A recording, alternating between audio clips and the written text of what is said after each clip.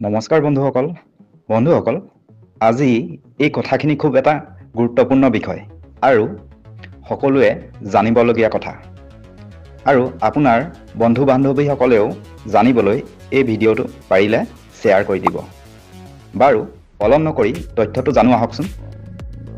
বন্ধুসকল, আপোনালোকে বাৰু জানেনে মানুহৰ অৰ্থাৎ আমাৰ মুখমণ্ডলত এটা বিশেষ অংশ আছে যাক চিকিৎসকসকলে ট্ৰাইংগল অফ ডেথ বুলি কয়। এই অংশটো হৈছে নাকৰ ওপৰৰ ভাগ আৰু ওঠৰ ওপৰৰ দুয়োটা কোণ একেলগে মিলি এটা ত্ৰিভুজ গঠন কৰে।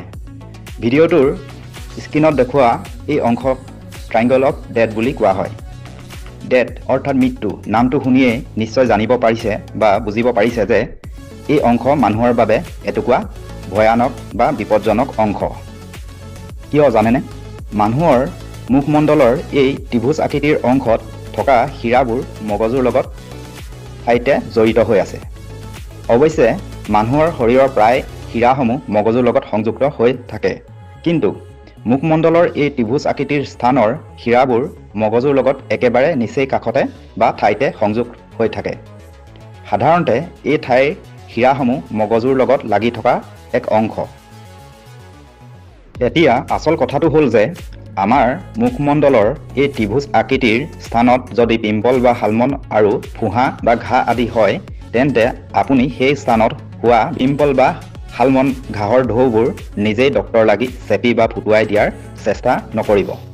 সেইসমূহ নিজেই ঠিক হ'ব দিব, নাইবা নিজেই ঠিক নোহোৱাৰ দেখিলে বা ঠিক নহ'লে ডক্তৰৰ ওচৰত যাব। যদি নিজেই ডক্তৰ লাগি চেপি ফুটুৱাই ঠিক কৰিব খোজে, তেন্তে কেতিয়াবা ডাঙৰ বিপদ হ'ব পাৰে।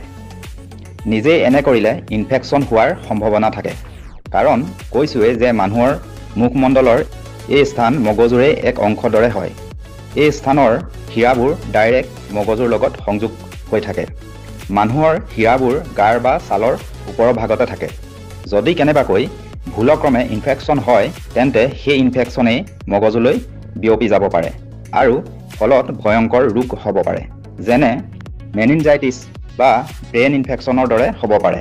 সেইবাবে মুখমণ্ডলৰ এই ত্ৰিভুজ আকৃতিৰ স্থানত কেতিয়াবা যদি কিবা হয় বা কিবা হ'লে নিজেই ঠিক কৰাৰ চেষ্টা নকৰিব।